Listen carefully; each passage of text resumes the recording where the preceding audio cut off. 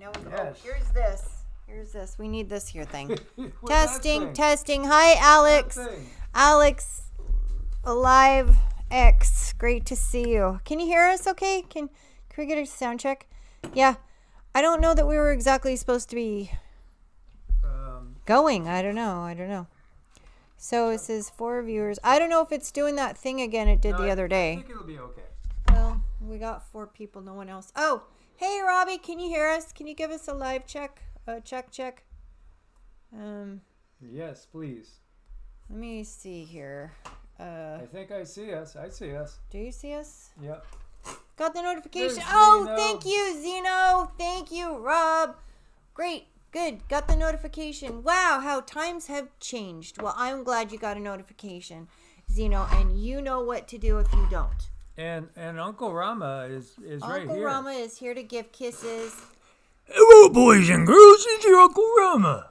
Isn't he cute? I hope you guys ate a lot of turkey. I mean, the non-vegetarians out there. Yeah, that's our Rama. There's our Susan Donahue and Dreaming in Puerto Donahue. Rico. Yay. Good to see you guys. Thanks for stopping in. Thanks Yeah, for sharing your holiday with us. Absolutely. More the merrier. We are a little punchy because we were up at like Or punchy. we were up at like 4 a.m. and we had a full work day. So, but we wanted to talk about something that I think is so important, and that's, what is our real history? Because we've been given. Oh, let me just do this here. This right here. Rama's helping here. Sorry. History is written by the victors, and this has been a nonstop war. So the history that we're given is upside down, inside out, and it's all told from a distorted perspective, from a conquering group of, again, I've referred to them as galactic interdimensional pirates. And yet, our history will be revealed, and I'm hopeful that it's sooner than later. I do think, again, timelines are shifting in a more positive direction if you want real peace on Earth, but it's gonna take still some time. Yeah. Anyone else have a no sound issue? Testing.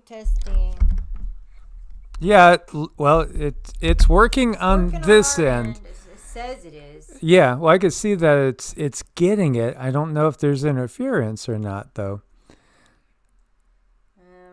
Let's see. Okay, everybody else could hear okay? Not okay. There's something going on there. Okay, Dreamin' can. Okay, Dreamin' can hear us. Tabs up. Is there anything you can take down? I'm gonna blast through them. He's gonna blast through them. Then we're gonna. And these tabs are just pictures, so okay. There's not a lot of information in there. But yeah, again, history is written by the victors. We have a channeling that we're going to share. It's from Lurel, which is our main contact at the Galactic Federation. And, again, we're going to give you some recap on the historical aspect of things. When we look to our myths and legends, you'll see Tiamat as the chaos goddess. The goddess of chaos, but also not just a goddess of chaos, the mother of gods, and also the mother of dragons. Whoa, what is really going on here? Mesopotamian goddess. Well, more than a Mesopotamian goddess, we're familiar with this name from the Mesopotamian legends. But that doesn't mean that they're the only people that had stories of, the previous incarnation of what we call Earth. And it is still one incarnation. It is still one incarnation because, Tiamat wasn't fully destroyed. Not fully destroyed, but definitely was on life support and had to be resurrected from the dead by the superconsciousness, we could say the real God, source, the one out of which all of us are a part. I'm sorry about the puppy noise back there. Cedar was quite upset because Sassy had her chairs, but it has been remedied. She's a talkative one. She is so talkative. And these two dogs are very spoiled. They're very spoiled children. Well, yes, Sassy is... Sassy's a little different than those two, though. She's so small, and sometimes you kind of miss her. But, yeah, there are important things that come in very small packages. So we have to keep that in mind, too. So we have Tiamat as a goddess of chaos. Now, think about this from a war perspective. How many times have we heard justification for wars because of something going on? We see it right now with Somalia. In the U.S. did quote-unquote military policing action over in Somalia recently. We've heard of different dictators throughout history, or people labeled dictators, but then after they're quote-unquote liberated, we find out that most of the people that were actually in that country loved that person. And in some cases, that person provided free health care and, even benefits for, people having children and stuff. I mean, things that we don't see in our own country. When you look to the Enuma Elish, it's the oldest creation story that we have in its entirety in a written form. And there we are introduced to a cast of characters that I know most of you guys are really familiar with. Enlil, Enki, Marduk, all these different concepts. Again, many people recognize that the biblical stories really are coming out of the Sumerian stories, the Akkadian, Babylonian stories. And so Tiamat is thought of as chaos, disorder. In fact, when you look to the book of Genesis, the Spirit of God was hovering over the waters. The waters of what? The waters. Now, space is an ocean, really, when you get down to it. It's a less dense ocean, but it is an ocean that's teeming with life. And then we had the waters of Tiamat, which was a planet that had existed for, as far as our linear time goes, billions of years. It had existed for all that time, and then it was destroyed as it was previously known as, and reborn as Earth, only through the direct intervention of the super consciousness, God's source, and those acting that we would call the Galactic Federation that came to the rescue. And it's really only through their efforts that she was able to stay in existence in this 3D realm and provide a place for so many souls to have their experience and their existence in, for us, like human form, and for Sita, Rama, and Sassy in the form of dogs. Atrahasis, the creation of mankind. These are kind of parallel books. Again, you're introduced to a cast of characters, including again Marduk, for instance, the battle of the gods, from chaos to the creation of the world. Well, the forces of chaos, they were only in chaos because of what happened, which was an attack out of the blue, so to speak, as Tiamat was attacked by very, very aggressive, malevolent beings. And so those aggressive, malevolent beings, if not them directly that did the attacking, others like them took advantage of the situation eventually. Again, we have long periods of time that, again, we do not know all the details of. But I do believe, and many people have been getting this information as more people come online and channel, and are able to access the Akashic records easier, we will fill in all those gaps and we'll be able to know exactly what happened here on planet Earth. But when you look at it and, from the perspective of the Enuma Elish, the Atrahasis, these Sumerian tales, it's Marduk who, along with Enki and Enlil, etc., the Anunnaki, the Nibiruans, that are portrayed as the the good guys, but wouldn't it be the case that the victors would portray themselves in that way? Of course they would. Of course they would. So you have these new generation of gods, and again, that term God has just been used to designate a being with higher technology, more understanding. And that's really it. Because really there is one source. And there are different true creator gods. We are all creator gods in training. That's the big reveal. We're all creator gods in training. This is a cuneiform tablet telling of the epic of creation, 7th century BC, from Nineveh.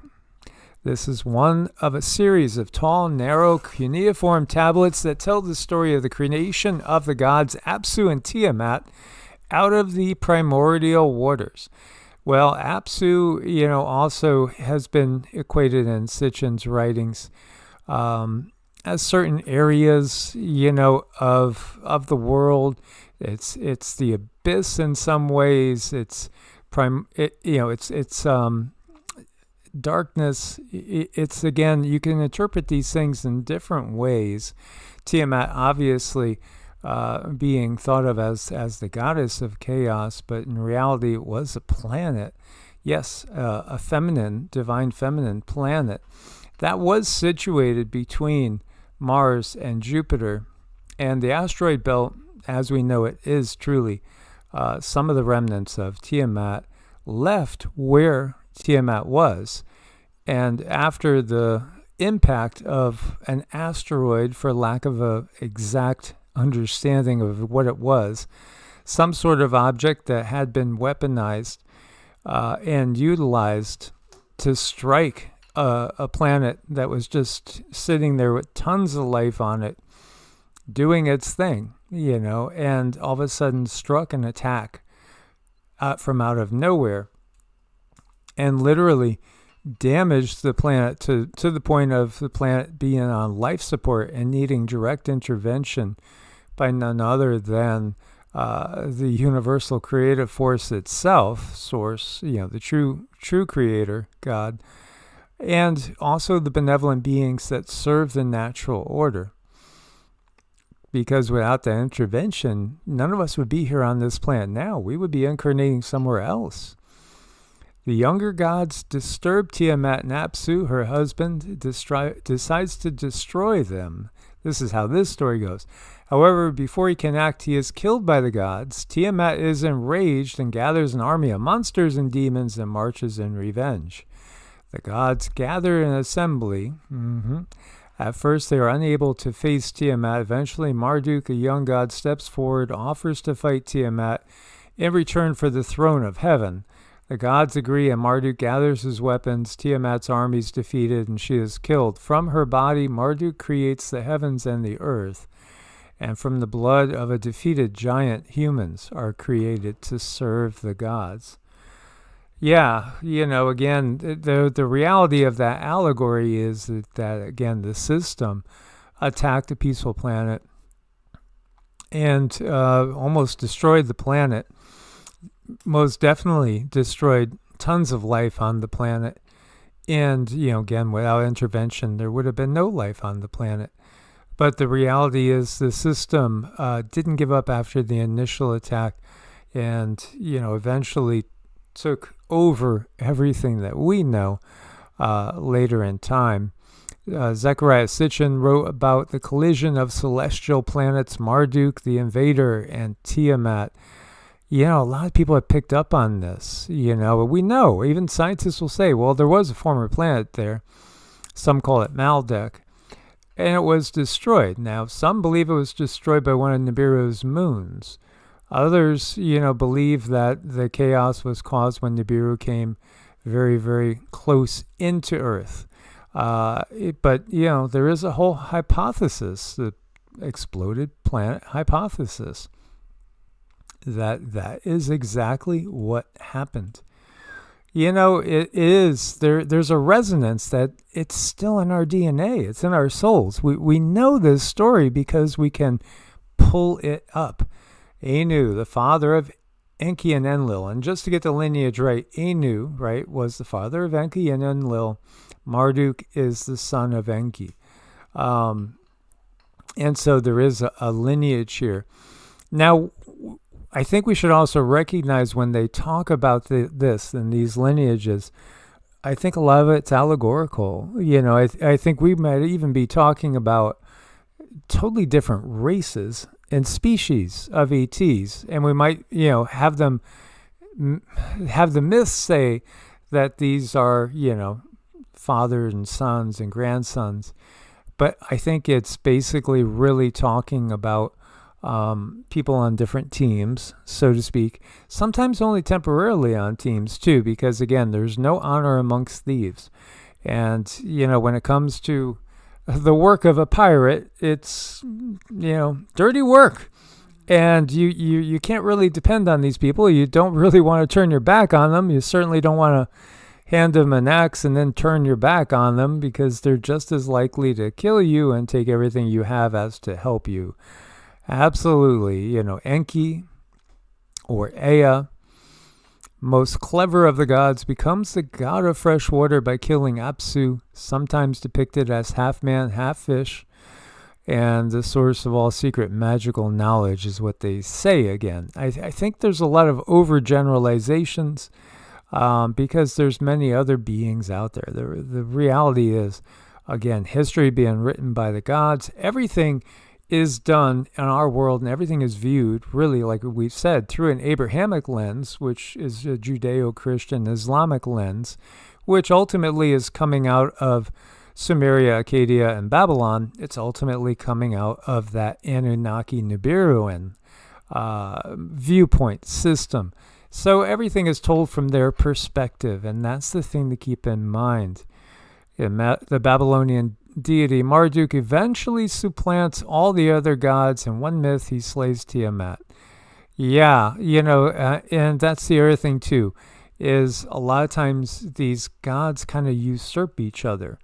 But then again, look to our own history and look at what's happened in our own history. Julius Caesar, he basically founded the Roman Empire and was immediately assassinated, because the others that had power, that he started to usurp their power too, they got jealous, they killed him. This is the type of being that actually brought the system that we have on Earth now to Earth. Again, they're just liars and thieves, and we just see it now coming out in our politics. Yeah, it's not too far from their genes and their lineage. I think well, they've shown it in our politics for quite a while. Absolutely. Yeah, I mean, when you look to the politics, where's the saint there? There's no such thing as a saint in politics. I mean, there's just no such thing. This is how they depict Tiamat. That's Tiamat. Nice. Yeah, that's not anything like Tiamat. Nothing like Tiamat. Again, they make Devi, right? Devi is a word that's used in the Hindu scriptures to denote a blessed being that supports the natural order and blesses humans, and that upholds the natural order of things, and that is on a very, very high density dimension of existence. They turn that into devil.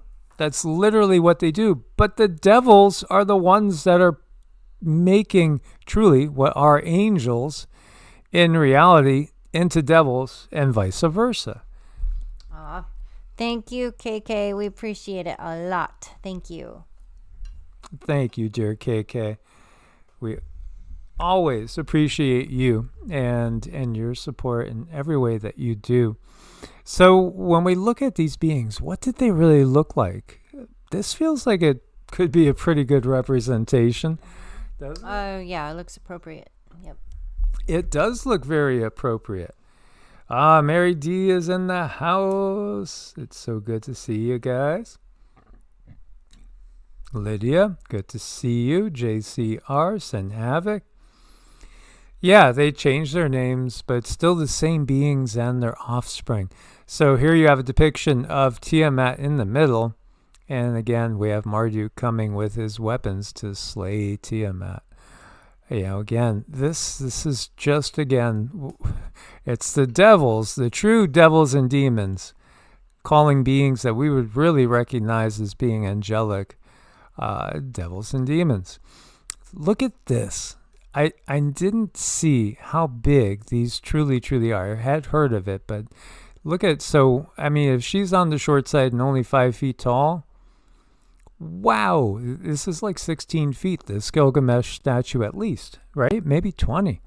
And look at these. Now, what we've gotten is that a lot of these hybrid beings are exactly what you see. They're really just that.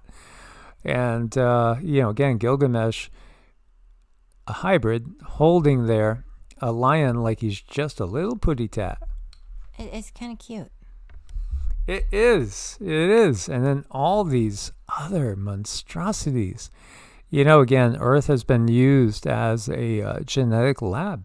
And that's just the truth. That's the true history of it. And you see, again, all sorts of giants here at different times being worshipped as God because they were feared. Some of them were feared, others were admired. Again, depends on the yuga that we find ourselves in. Depends all upon the yuga.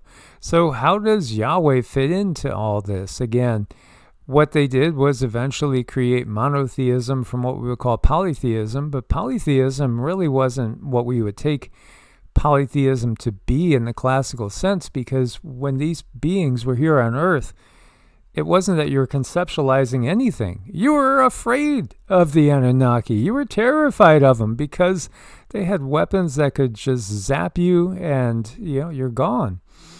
There was true terror and fear. This is what we see reflected in say, the Greek and Roman mythology. And you have Zeus, wielding the lightning bolts. And, who were these beings? Who were they really? Yahweh and his Asherah, as we've talked about before. One time, again, Yahweh had a wife, Asherah, the fertility goddess. The reality is, these are beings. These were actual beings that were walking the planet, and were with us. As Cindy is apt to quote, the smell of the burning flesh, for the sacrifices was very pleasing to the god. Yes, because the god was literally hungry and did enjoy roasted lamb. Yeah, that always kind of bothered me. Yes. So again, monotheism is a complete construct in order to keep people in the dark, and not understanding that when you talk about these beings, whether it's Yahweh, whether it's El, whether it's Baal or Baal, these were actual beings, and here are the earliest representations we have of Yahweh. Blessing from Yahweh and his Asherah, enthroned Yahweh and Asherah. And that almost reminds me of that depiction of Ahriman from Rudolf Steiner. Very, very, again, when we look to this and all of a sudden everything becomes Lord, that's just basically, again, trying to hide the true reality of what happens on planet Earth, and just banking on the fact that the conditioning of the population will hold in latter generations. Again, they didn't do this right away because you couldn't, because people knew the truth. You had to wait generations to where people didn't know the real history, and then you could rewrite it. And, the beauty is right now, people like John Levy and so many others, they're doing their thing, uncovering this and sharing with everybody the fact that, they're rewriting history from 120 years ago right now. Yeah, it's just kind of ongoing, and it's just slow enough to keep us from really getting a hold of it. And thank you so much, Oneness. We appreciate every bit helps. KK, Oneness, all of y'all in there, thank you so much. Yes, absolutely.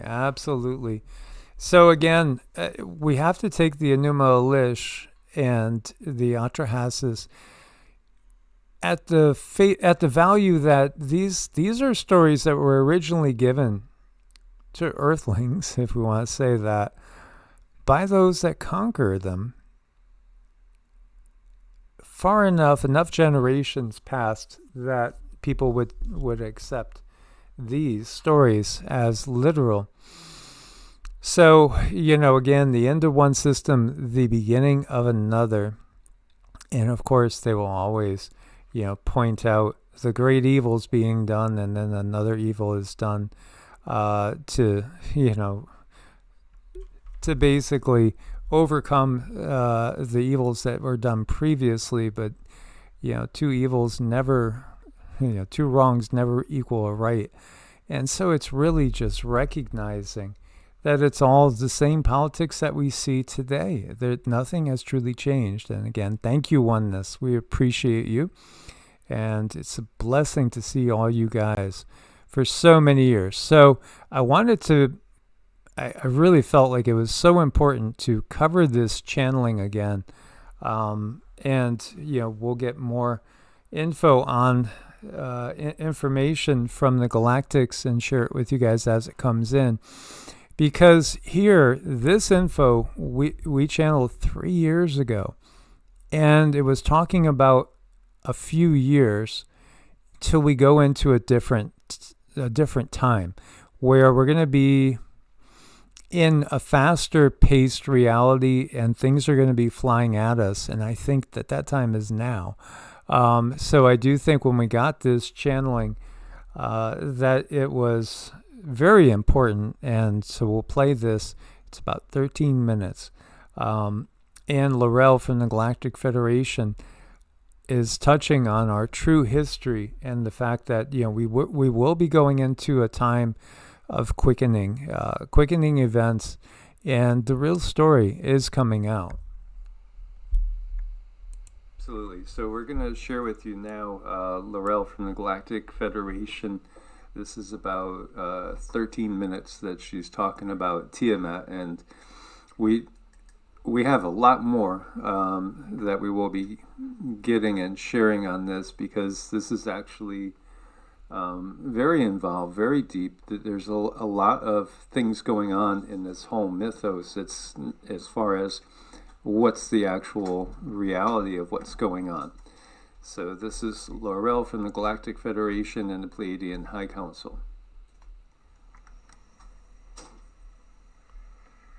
We were starting to get information about Tiamat, and from what we've gathered, Earth was Tiamat, and Tiamat was not completely destroyed, but was impacted in a war. Can you elaborate more on this and the time frame?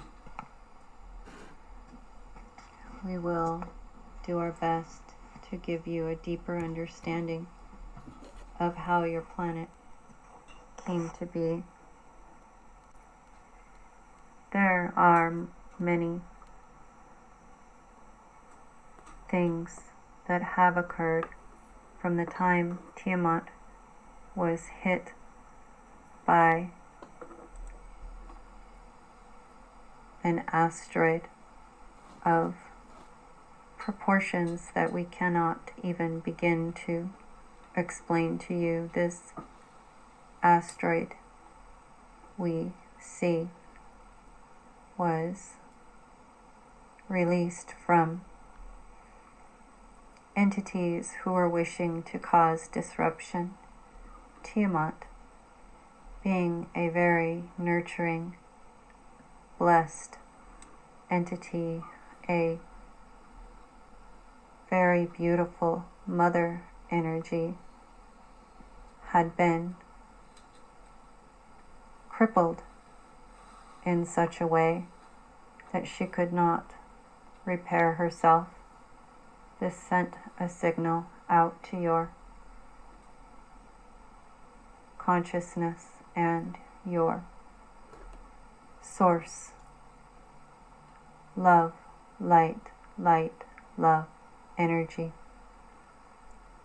that could see that this planet was in distress The source energy then finds itself moving into a rapid superconsciousness to assist and save as much life as possible. Many came to her aid. We were able to stabilize this planet and create a safe space where she could repair herself. This left many beings confused, altered, changed, dead. It was an extreme disruption. These beings who then sent their distress signals out for help then received help from many of us. We saved as much life as possible. We helped the planet recreate herself. The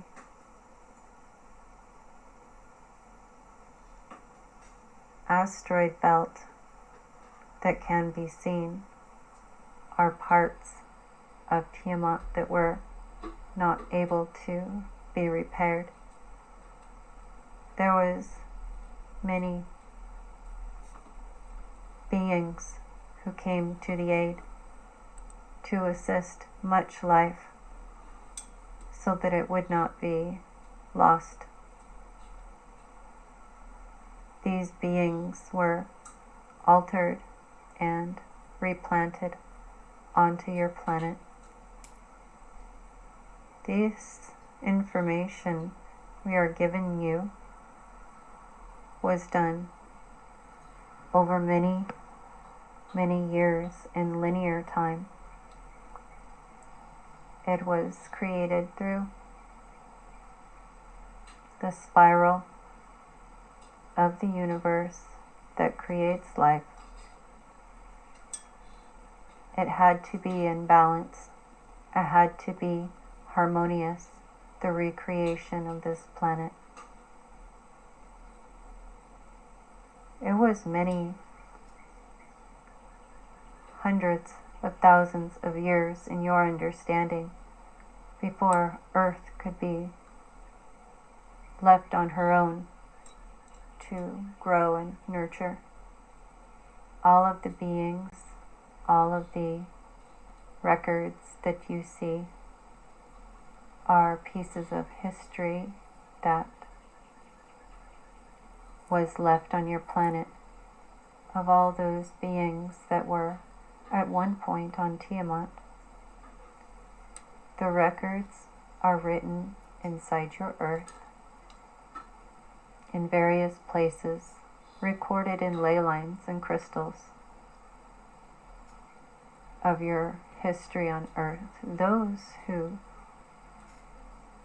are stepping out of their energy fields are beginning to read and understand this energy and the history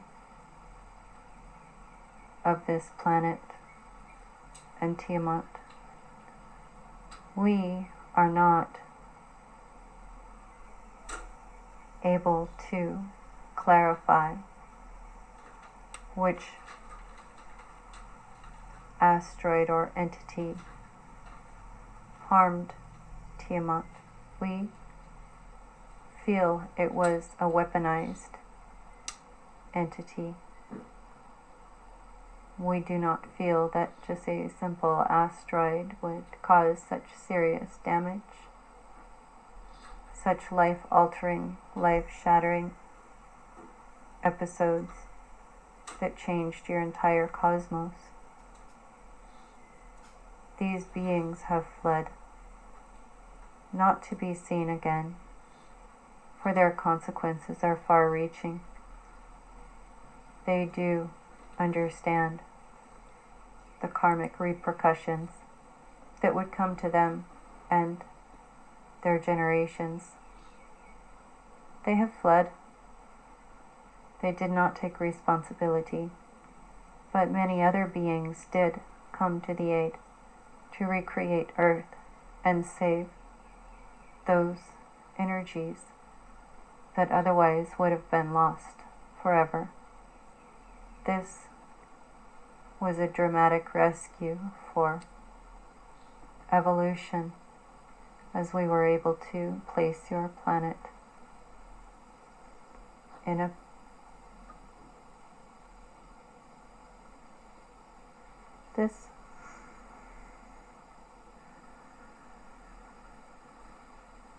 we were able to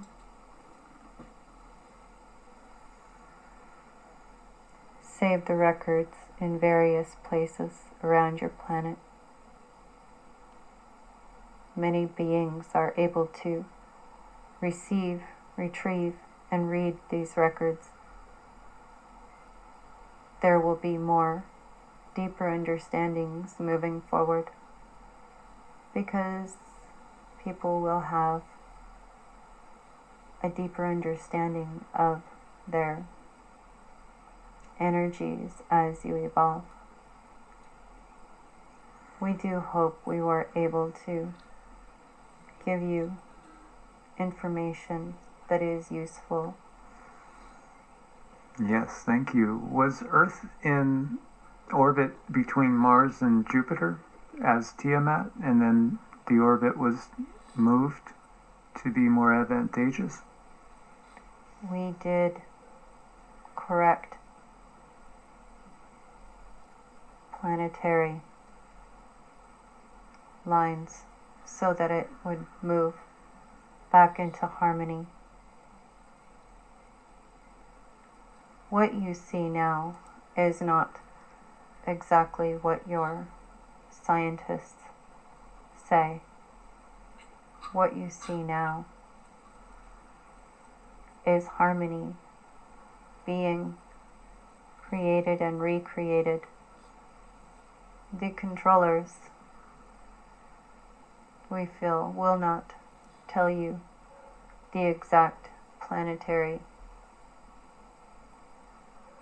timelines. They will not give you exact locations. We can simply say now that we have done this work. The harmony is being put back into place. Harmony does not come from a system of entities. Harmony comes from the planets and where they wish to position themselves. It is not as you have been taught. We do not have the correct language to help you understand the order of light. This planet you are on now has placed herself in the correct order of light so that she may maximize her ability to evolve and help those that she calls her children on this planet to sustain life and thrive in abundance. We do wish to speak to you in regards to this abundance. We do not have much more time with this channel.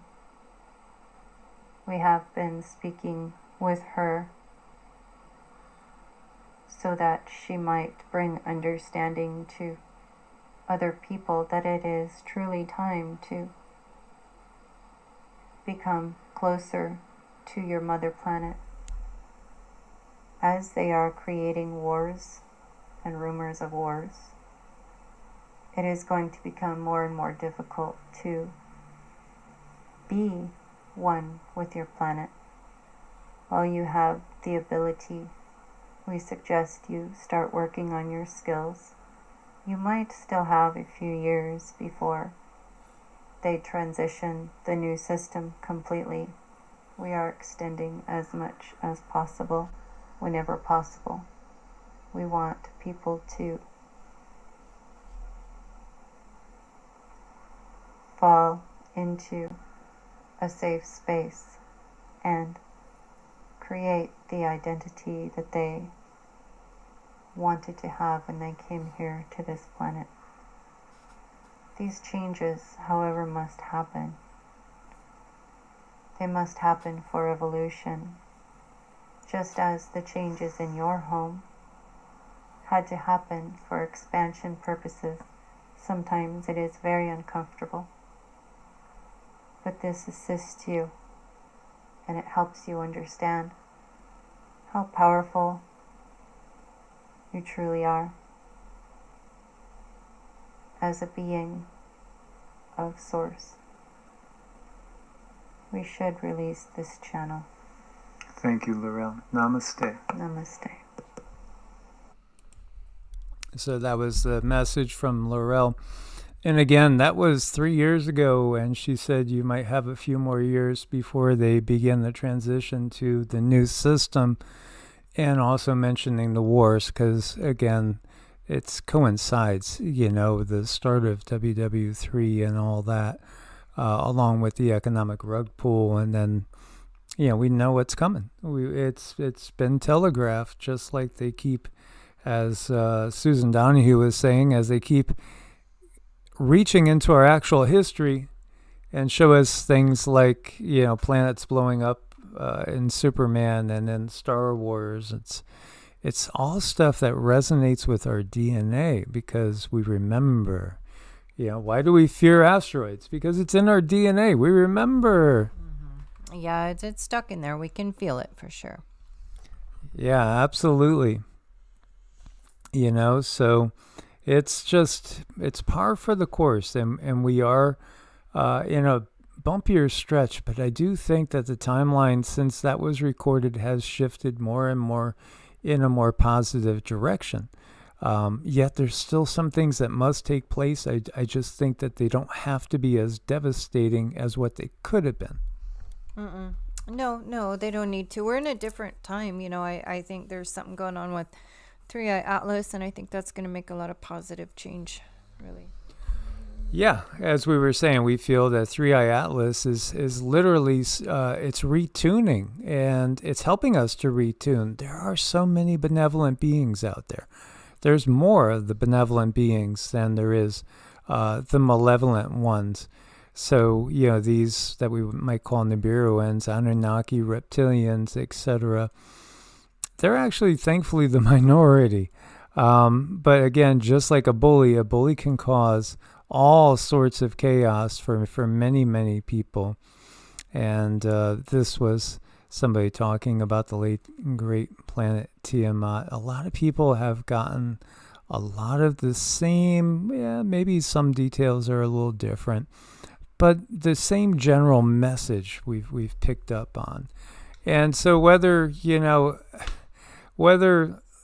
our holidays are based on previous older holidays and traditions, anytime you got a chance to share some love and light, it's always good.